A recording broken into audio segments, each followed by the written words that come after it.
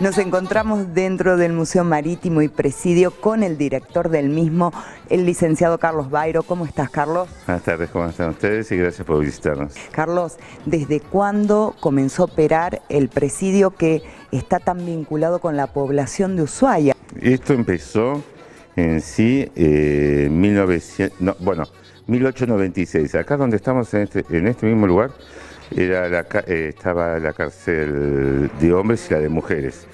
La de mujeres era como una barraca, un galpón, para ejemplificarlo, madera y chapa. Y la de hombres era un poco más grande, también de madera y chapa. Empezó a funcionar eso en 1896.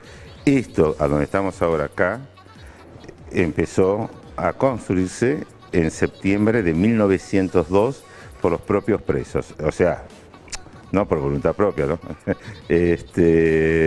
Pero los presos eran los que fueron los albañiles de este lugar, ¿no? Y ahí se entremezcla un poco con la historia del mítico tren, porque en 1901 comienza a funcionar el primer silocarril, que era el que utilizaban con esos vagones jalados por bueyes. ¿Cuál era la finalidad en sí? En esa época, en líneas generales, en todas las cárceles los presos trabajaban. Fue muy posterior el tema, era lo que llamamos trabajos forzosos, ¿no? Pero por otro lado los mantenía mentalmente ocupados y los presos y trabajaban aquellos que tenían buena conducta. Los que tenían mala conducta no quedaban en sus celdas. Ahora, divido la pregunta, porque en sí el pensamiento de ese momento fue que los presos fuesen un poco la mano de obra para armar el pequeño poblado. Serían unas 25 casas en 1902 Ushuaia. Ya muchas presas en su momento se habían casado, así que entre las primeras familias hay familias que eran, las mujeres eran ex presas. Y se utilizó como motor económico hasta el cierre en el 47. Motor económico porque lo que se consumía, gran parte de lo que se consumía y que podía ser producido acá, sea desde la leña o madera para muebles o lo que sea, digamos que el motor económico, o sea, digamos, la gran fuente de ingresos para la población era el presidio de Ushuaia.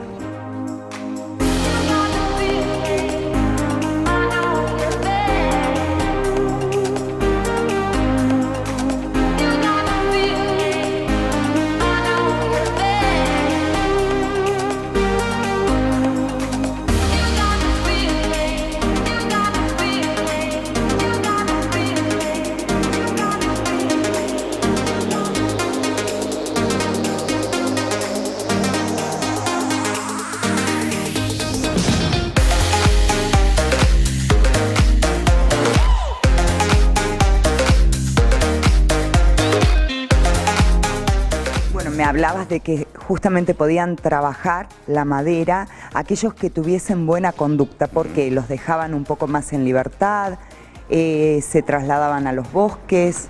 Sí, especialmente en verano, también sucedía en invierno, cuando tenían que hacer cortes grandes y ya era un poquito más lejos, cerca de donde está ahora el trencito, ¿no?, funcionando. Antes se cortaba acá cerca la madera.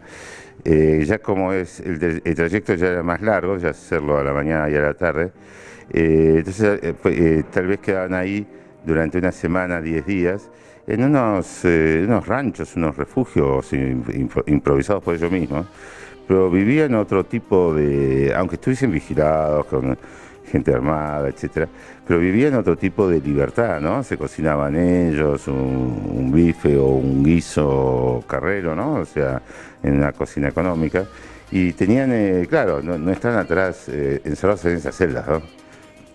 cuál fue el nivel de seguridad que tenía esta prisión en ese momento? Y bueno, muros no tuvo. Lo que tenía era la cordillera, que era difícil de cruzar.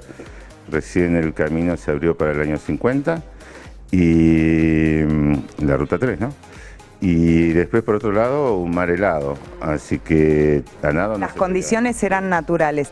Sin embargo, leí en varias entrevistas que fueron realizadas a presos que hubo escapes que, bueno, la misma naturaleza los obligó a volver. Sí, ahí hubo escapes y ahí también diferenciamos los escapes de los condenados, que si los agarraban en Chile los mandaban de vuelta, y de los políticos, que si los agarraban en Chile pedían refugio político y no los mandaban de vuelta. Entonces hubo muchos escapes que sí sucedieron, generalmente se tenían que ir navegando o algunos caminando por el Parque Nacional, que queda con frontera con Chile. Por eso, digamos, esos dos tipos de escapes. Los que elegían para el lado de la cordillera eran los que siempre volvían a entregarse porque era mucho peor que... preferían estar acá que morirse en la montaña, ¿no? Acá venía de todo. Entonces tenemos a Simón Radovinsky, que era preso social, porque no era preso político. Era un preso que estaba en contra del movimiento anarquista, en contra de la democracia, en contra de lo que funciona como sistema. Entonces él estaba por la muerte del comisario Falcón. Pero no era político, ese era un preso social, era un antisocial. ¿Y políticos? Políticos, bueno, desde Ricardo Rojas, montones. Después estuvieron sí presos acá, en el 55, los peronistas, y en el 60, bajo el gobierno de Frondizi, los conintes. ¿Y este es el pabellón que queda intacto de esa época? Todos son originales, ¿no es cierto? Este quedó más, lo dejamos más a lo bruto, ¿no? Lo dejamos más así, para que se sienta la diferencia entre el clima, la temperatura, la humedad, con respecto a los otros que tienen calefacción, etcétera, ¿no?